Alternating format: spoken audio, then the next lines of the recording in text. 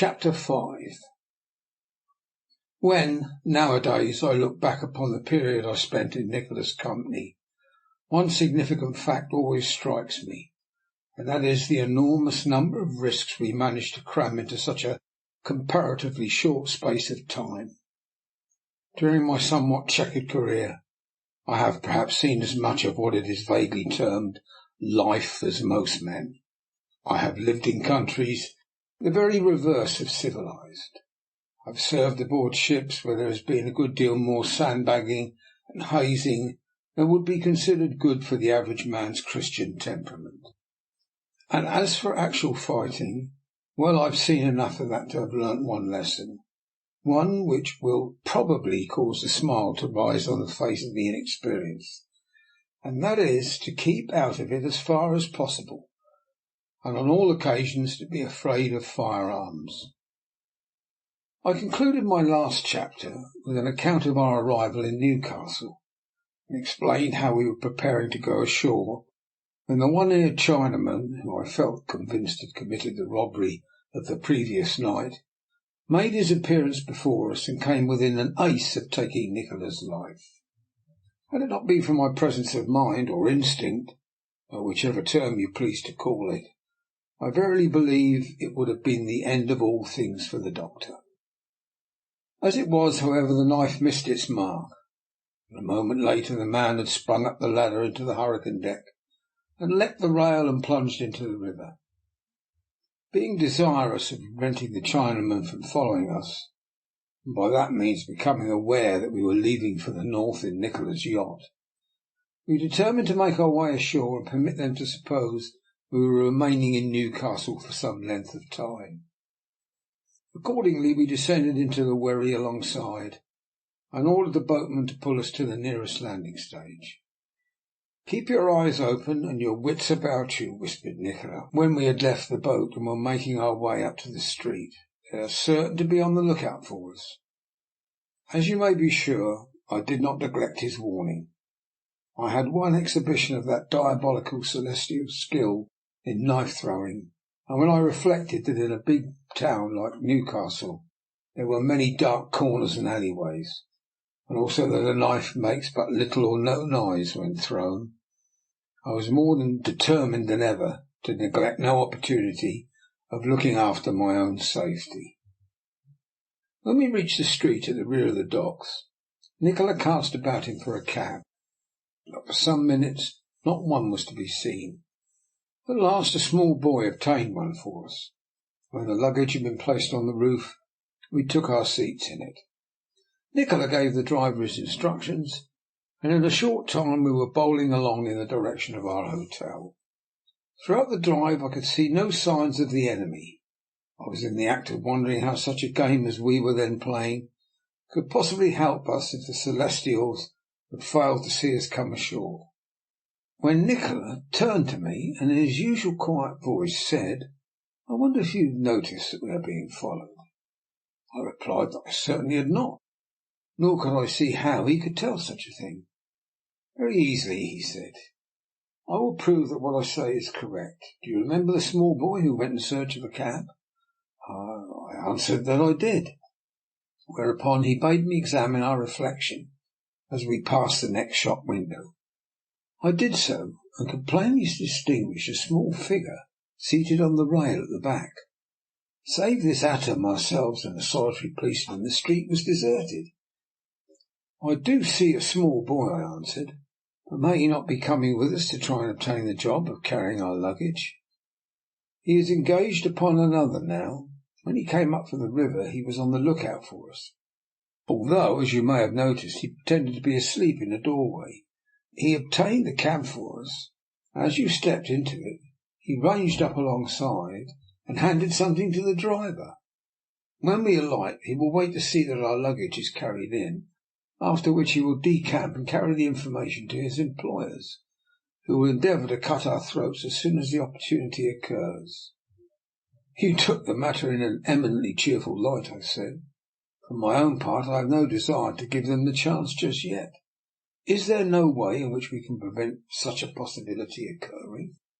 "It is for that reason that we are here," Nikola replied. I can assure you that I am no more anxious to die than you are. There would be a good deal of irony in having perfected a scheme for prolonging life, only to meet one's death at the hand of a Chinese ruffian in a civilized English town."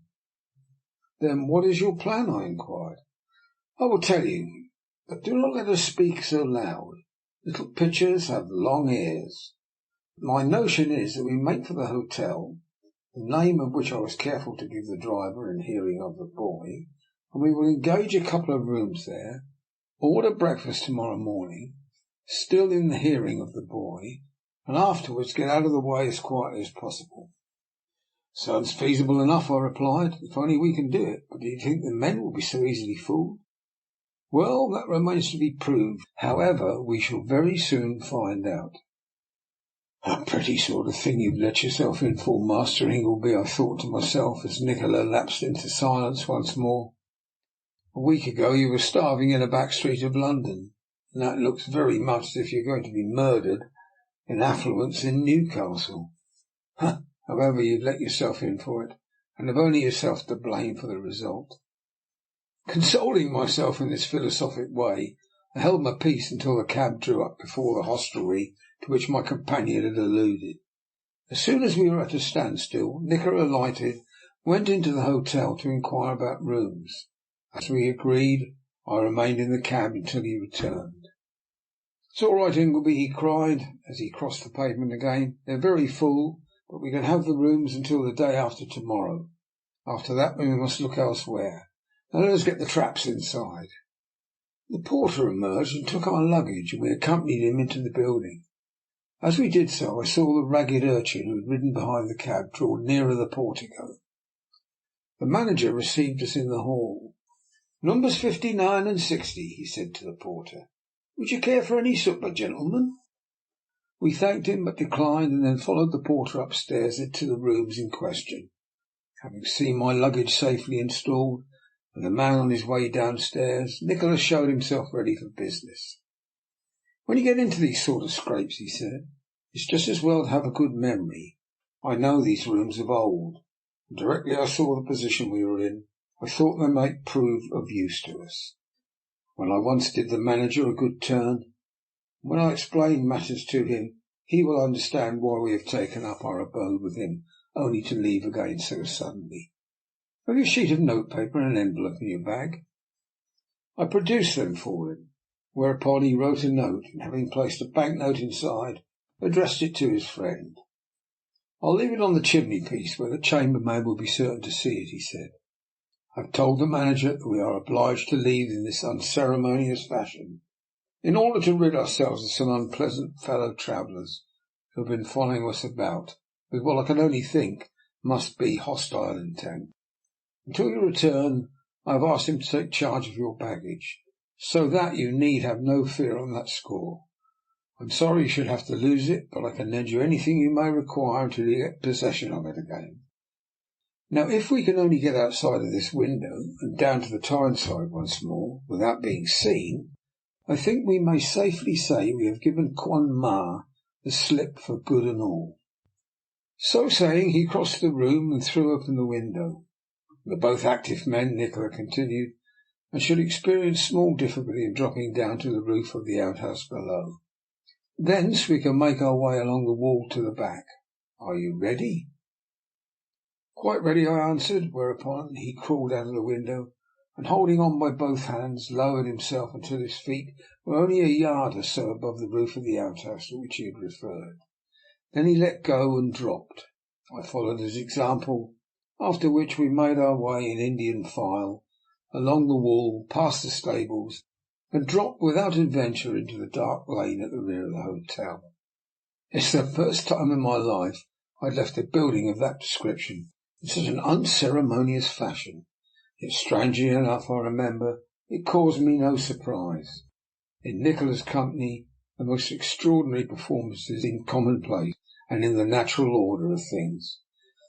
"From now forward we must proceed with the greatest caution," said my companion, as we regained our feet and paused before making our way down the dark lane towards a small street at the further end. "They are scarcely likely to watch the back of the hotel, but it will be safer for us to suppose them to be doing so." Acting up to this decision, we proceeded with as much caution as if every shadow were an enemy and every doorway contained a villainous celestial.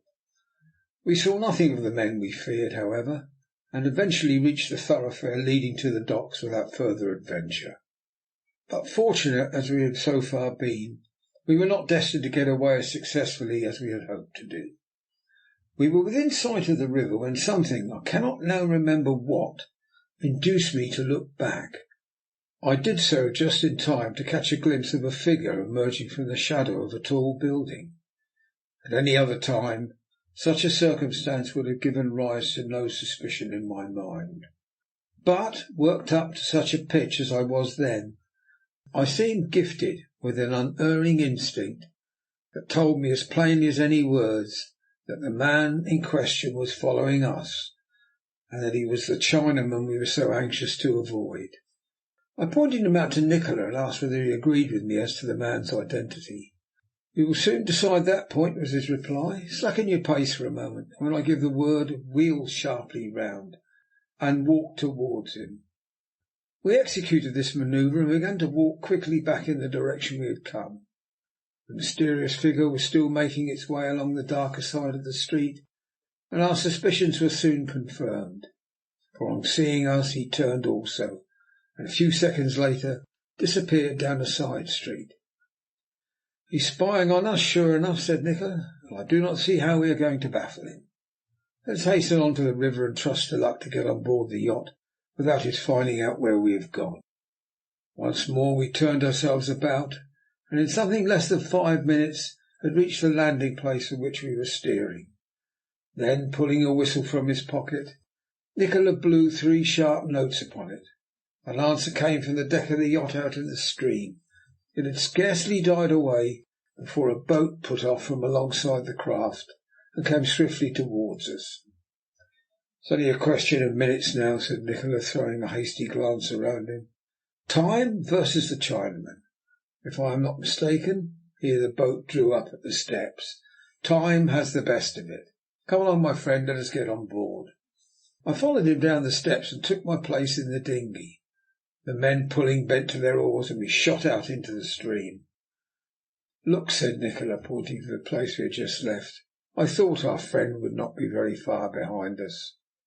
I followed with my eyes the direction in which he pointed, and sure enough I could just distinguish a dark figure standing upon the steps. "They would like to catch me if they could," observed the doctor, with a shrug of his shoulders and one of his peculiar laughs. "If they've tried once, they've done so 100 times. I will do them the credit of saying that their plans have been admirably laid, but fate has stood by me, and on each occasion they have miscarried. They tried at first at Ya Chow Fu, then at I Chang, afterwards in Shanghai, Rangoon, Bombay, London, Paris, and St. Petersburg, and I can't tell you how many other places, but as you see they have not succeeded so far." "But why should they do it?" I asked. "What is the reason of it all?" "That is too long a story for me to tell you now," he replied, as the boat drew up at the accommodation ladder. "You shall hear it another day. Our object now must be to get away from Newcastle without further loss of time." I followed him along the deck to where a short, stout man stood waiting to receive us. "Are you ready, Stevens?" asked Nikola. "All ready, sir," the other replied, with the brevity of a man who is not accustomed to waste his words. "In that case, let us start quickly as possible." "At once," the man replied, and immediately went forward, while Nikola conducted me down a prettily arranged and constructed companion ladder to the saloon below. As we reached it, I heard the tinkle of the telegraph from the bridge to the engine room, and almost simultaneously the screw began to revolve, and we were under way. After the darkness outside, the brilliant light of the saloon in which we now stood was so dazzling that I failed to notice the fact that a bed place had been made up behind the butt of the mizzenmast. Upon this lay the old Don, and seated by his side and holding his hand was the Donna Consuelo. "My dear young lady," said Nikola in his kindest manner, as he advanced toward her, "I fear you must be worn out. However, we are under way again now, and I have instructed my servant to prepare a cabin for you, in which I trust you will be fairly comfortable." Dona Consuelo had risen and was standing looking into his face as if she were frightened of something he was about to say. "I am not at all tired," she said. "I would far rather remain here with my great-grandfather." "As you wish," answered Nikola abstractedly. Then, stooping, he raised the old man's left hand and felt his pulse. The long, thin fingers of the doctor, indicative of his extraordinary skill as a surgeon, seemed to twine round the other's emaciated wrist, while his face wore a look I have never seen upon it before. It was that of the born enthusiast, the man who loves his profession more than aught else in the world. While, however, I was observing Nikola, you must not suppose I was regardless of the Dona Consuelo. To a student of character, the expression upon her face could scarcely have been anything but interesting. While Nikola was conducting his examination, she watched him, as if she dreaded what he might do next. Fear there was in abundance, but of admiration for the man I could discover no trace. The examination concluded. Nikola addressed 2 or 3 pertinent questions to her concerning her great-grandfather's health during the voyage, which she answered with corresponding clearness and conciseness. The old man himself, however, though conscious, did not utter a word, but lay staring up the skylight above his head, just as I had seen him do on board the steamship Donna Mercedes. Fully 5 hours must have elapsed before we reached our destination. Indeed, day had broken, and the sun was in the act of rising, when a gentle tapping upon the skylight overhead warned Nikola that our voyage was nearly at an end. Leaving the old man in his great-granddaughter's care, Nikola signed me to follow him to the deck. "It may interest you to see your future home," he said, as we stepped out of the companion into the cool morning air and looked out over the sea, which the rim of the newly risen sun was burnishing until it shone like polished silver. At the moment the yacht was entering a small bay surrounded by giant cliffs, against which the great rollers of the North Sea broke continuously. The bay itself was a deep shadow, and was as dreary a place as any I have seen. I looked about me for a dwelling of any sort, but not a sign of such a thing could I discover. Only a long stretch of frowning cliff and desolate wind-swept tableland. "At first glance it does not look inviting," said Nikola with a smile upon his face, as he noticed the expression upon mine. "I confess I have seen a more hospitable coastline, but never one better fitted for the work we have in hand." "But I do not see the castle," I replied. "I have looked in every direction, but can discover no trace of it." "One of its charms," he continued triumphantly. "You cannot see it, because at present it is hidden by yonder headland. When we are safely in the bay, however, you will have a good view of it. It is a fine old building, and in bygone days must have been a place of considerable importance. Ships innumerable have gone to pieces in sight of its turrets, while deep down its own foundations, I am told, there are dungeons enough to imprison half the county. See, we are opening up the bay now, and in 5 minutes shall be at anchor. I wonder what result we shall have achieved when we next steam between these heads." While he was speaking, we had passed from the open sea into the still water of the bay, and the yacht was slowing down perceptibly. Gradually the picture unfolded itself, until, standing out in bold relief upon the cliffs, like some grim sentinel of the past, the castle, for which some time to come at least was destined to be my home, came into view. Who its architect had been, I was never able to discover, but he must have been impregnated with the desolation and solemn grandeur of the coast, and in his building have tried to equal it.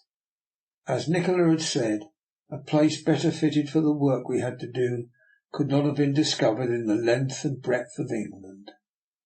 The nearest village was upwards of 12 miles distant. Farms or dwelling house there were none within view of its towers.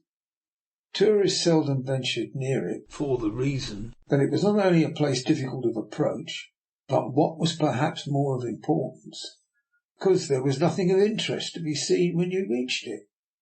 As I gazed at it, I thought of the girl in the saloon below, and wondered what her feelings would be, and what her life would be like in such a dismal place. I glanced at Nikola, who was gazing up at the grim walls with such rapt attention that it was easy to see his thoughts were far away. Then the telegraph sounded, and the screw ceased to revolve. The spell was broken, and we were recalled to the realities of the moment. "I was miles away," said Nikola, looking round at me. "I could see you were," I answered. "You'd be very surprised if you knew of what I was thinking," he continued. "I was recalling a place not unlike this, but 10,000 miles or more away.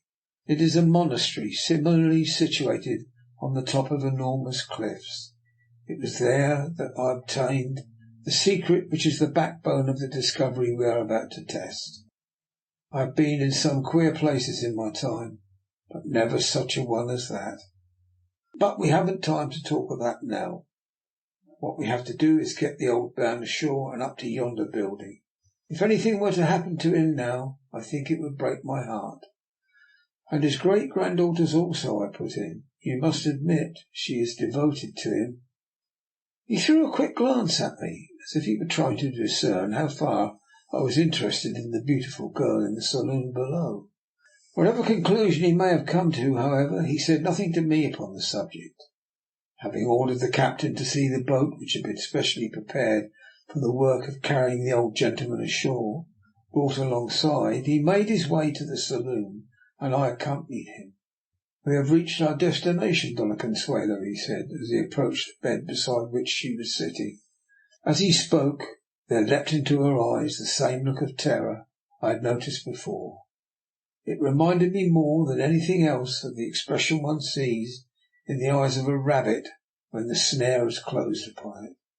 As I noticed it for the first time since I had known him, a feeling of hatred for Nikola came over me.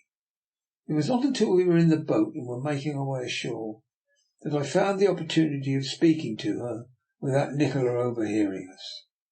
"Courage, my dear young lady, courage," I said. "Believe me, there is nothing to fear. I will pledge my life for your safety." She gave me a look of gratitude, and stooped as if to arrange the heavy travelling rug covering her aged relative. In reality, I believe it was to hide the tears with which her eyes were filled.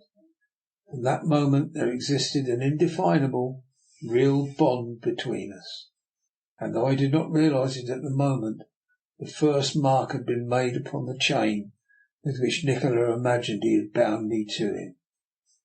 On reaching that side of the bay on which there was a short strip of beach, the boat was grounded. The four sailors immediately took up the litter upon which the old man lay and carried it ashore. The path up to the castle was a steep and narrow one, and the work of conveying him to the top was by no means easy. Eventually, however, it was accomplished, and we stood before the entrance to the castle. Moat there was none, but in place of it, spanned by the drawbridge, a ponderous affair, something like 50 feet long by 10 wide, was an enormous chasm going sheer down in one drop fully 200 feet. At the bottom water could be seen, and at night when the tide came in, the gurgling and moaning which rose from it was sufficient to appall the stoutest heart. "Welcome to Allerdeyne Castle," said Nikola as we crossed the bridge and entered the archway of the ancient keep. Then bending over the old man on the litter, he added, "When you cross this threshold again, my old friend, I hope you will be fully restored to health and strength. A young man again in every sense of the word. Dona Consuelo, I am all anxiety to hear your opinion of the apartments I have caused to be prepared for you." Moving in procession as before, we crossed the great courtyard which echoed to the sound of our footsteps, and reaching a door on the farther side, entered and found ourselves standing in a well-proportioned hall, from which a staircase of solid stone, up which a dozen soldiers might have marched abreast, led to the floors above. With Nikola still in advance, we made the ascent, turned to the right hand, and proceeded along a corridor upwards of 50 yards in length. out of which opened a number of lofty rooms. Before the door of one of these Nikola paused. "This is the apartment I have set aside for your own particular use, my dear young lady," he said. And with that he threw open the door and showed us a large room, carpeted, curtained, and furnished in a fashion I was far from expecting to find in so sombre a building. "Should there be anything wanting," he said, "you will honour me by mentioning it, when I will do all that lies in my power to supply it." Her face was very pale, and her lips trembled a little as she faltered a question as to where her great-grandfather was to be domiciled. "I have come to the conclusion that, for the future, it would be better," said Nikola, speaking very slowly and distinctly, as if in anticipation of future trouble, "that you should entrust him to my care. Ingleby and I, between us, will make ourselves responsible for his safety, and you may rest assured we will see that no harm comes to him. You must endeavour to amuse yourself as best you can, consoling yourself with the knowledge that we are doing all that science can do for him." And as he said this, he smiled a little sarcastically, as if her reading of the word science would be likely to differ considerably from his. "But you surely do not mean that I am to give him up to you entirely?" she cried, this time in real terror. "You cannot be so cruel as to mean that. Oh, Dr. Nikola, I implore you not to take him altogether from me. I cannot bear it." "My dear young lady," said Nikola, a little more sternly than he had yet spoken, "in this matter you must be guided by me. I can brook no interference of any description. Surely you should know me well enough by this time to be aware of that." "But he is all I have to live for, all I have to love," the girl faltered. "Can you not make allowance for that?" Her voice was piteous in its pleading, and when I heard Nikola's chilling tones as he answered her, I could have found it in my heart to strike him. To have interfered at all, however, would have done no sort of good. So hard as it seemed, I was perforce compelled to hold my tongue. "If you love your great-grandfather," he said, "you will offer no opposition to my scheme. I will return him to you a different man. But we are wasting time, and these stone corridors are too cold and draughty for him. If you will be guided by me, you will rest a little after your exertions.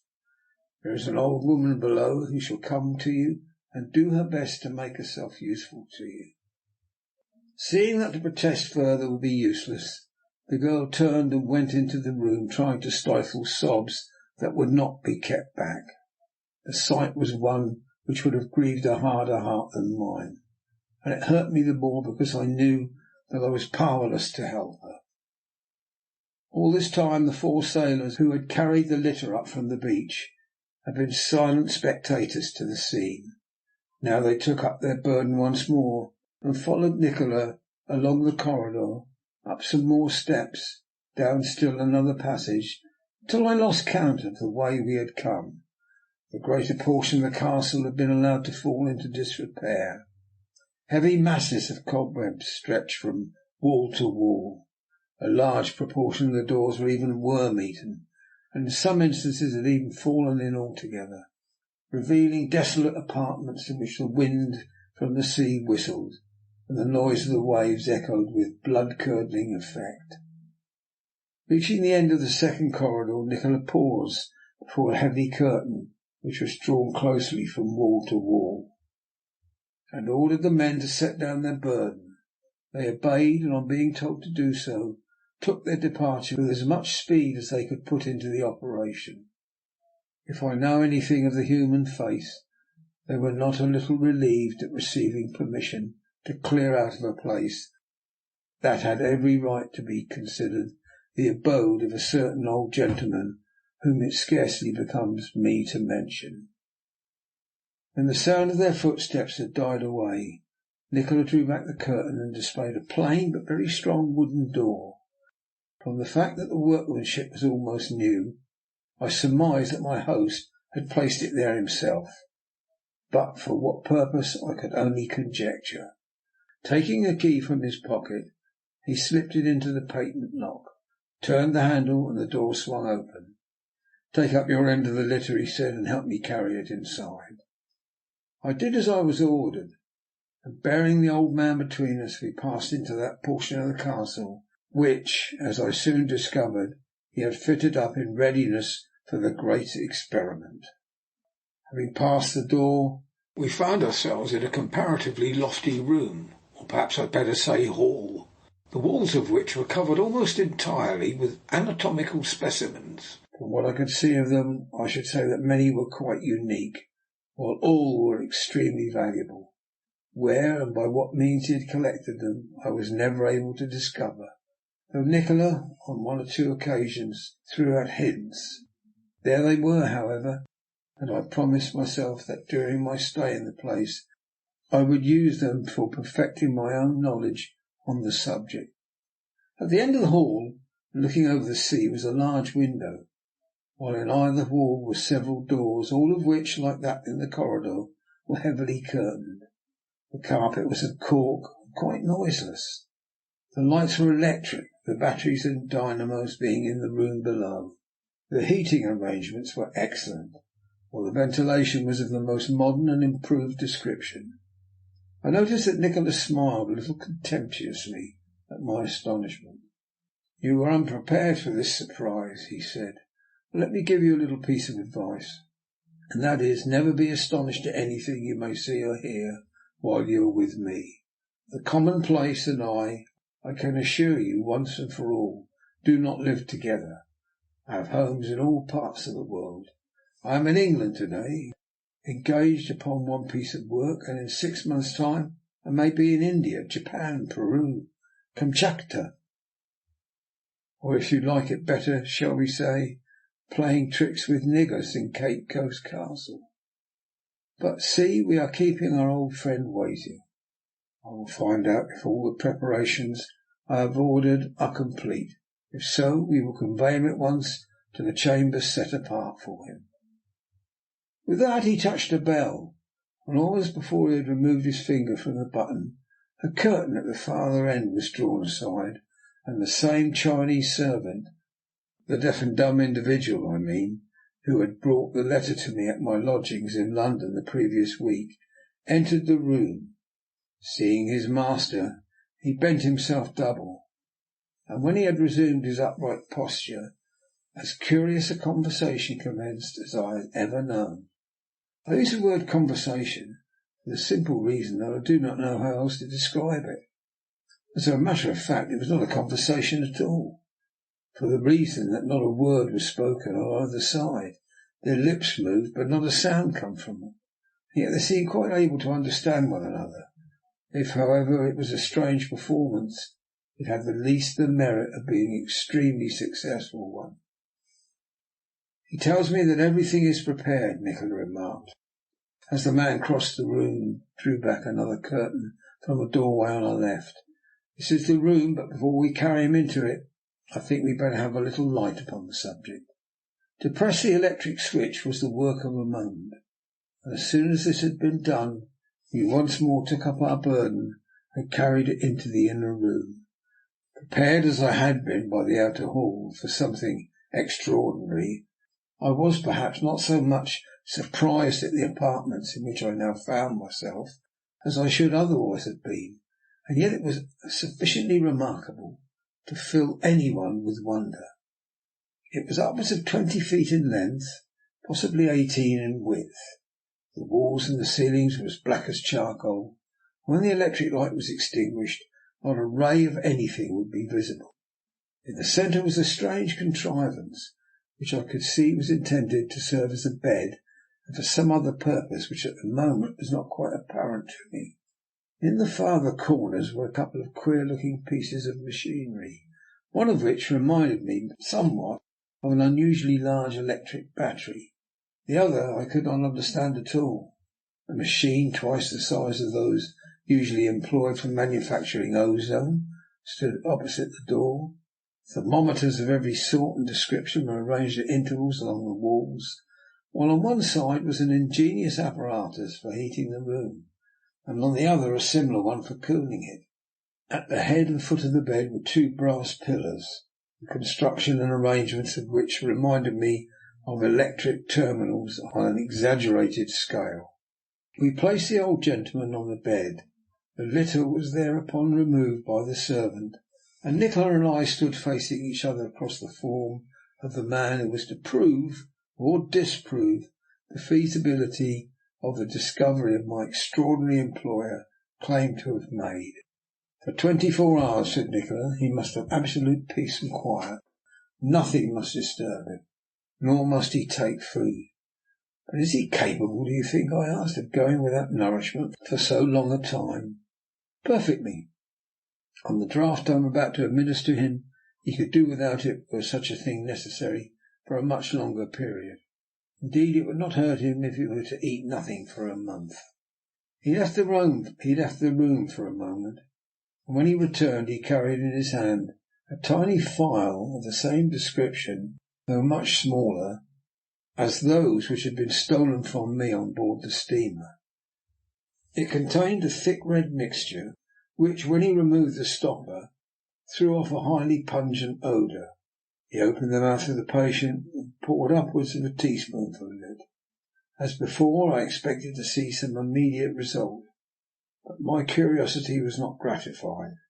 Deftly arranging the bed coverings, Nikola inspected the thermometers, tested the hot and cold air apparatus, and then turned to me. He will require little or no supervision for some hours to come, he said, so we may safely leave him. To while away the time, if you care about it, I will show you something of my abode. I think I can promise you both instruction and amusement. End of chapter 5.